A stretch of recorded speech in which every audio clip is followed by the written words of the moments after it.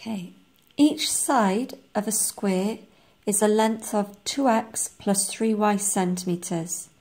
The perimeter, which means the outside edges of the square, is 62.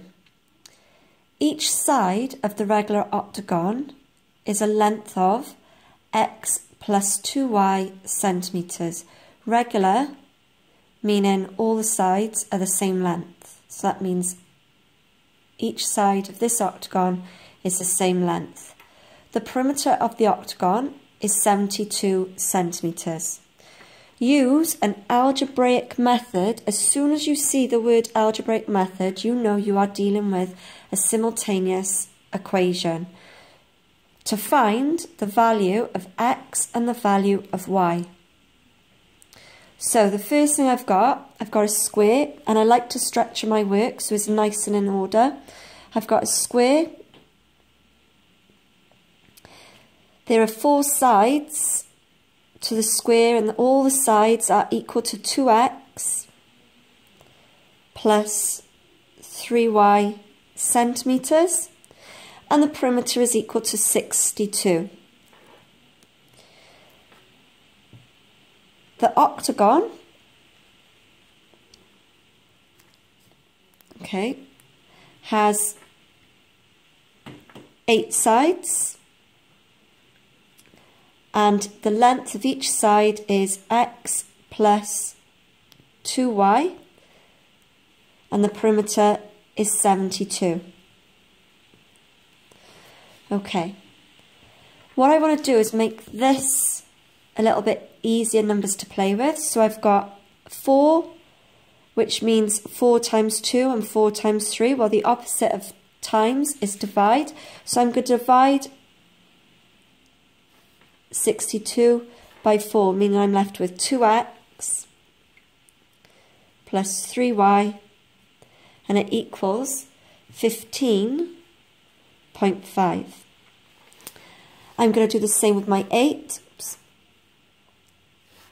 I'm going to divide 72 by 8. So I've got x plus 2y, and it comes to 9.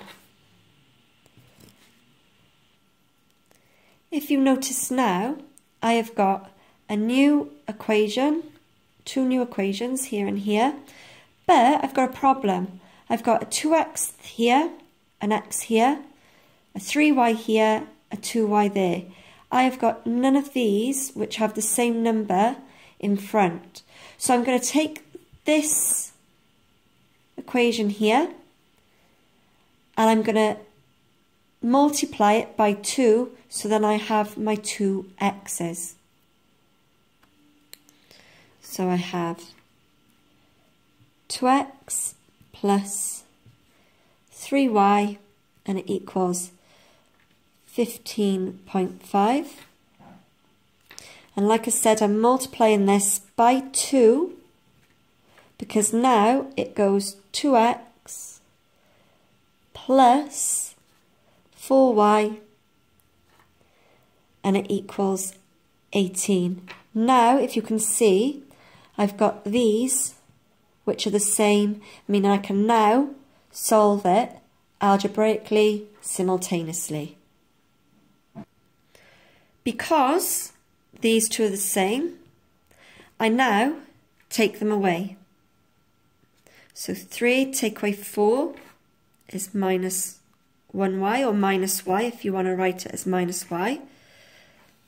15.5 take away 18 gives me minus 2.5. So the value of y is 2.5. Now I forgot to mention earlier, I'm going to name these equations up here that I just redone. Sorry, I am a lefty. 1 and 2. I have now got to substitute my y, which is equal to 2.5. Remember, a minus and a minus make a plus, which is why it's turned into a positive. I need to now substitute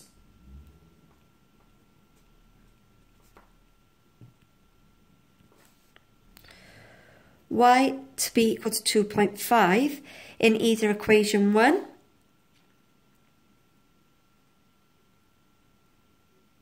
sorry. Back into my original, sorry, my mistake. Here's my original, sorry. Either this equation or that equation. I'm going to choose this one because there's less numbers for me to deal with and a little bit hopefully straightforward. So I'm going to now put my y equals 2.5 into this equation to try and find what x is equal to. So I've got x is equal to, or plus, sorry, 2y is equal to 9. X is what I'm trying to find. A letter and a number means times, so I've got 2 times 2.5, and it's got to equal 9. So x plus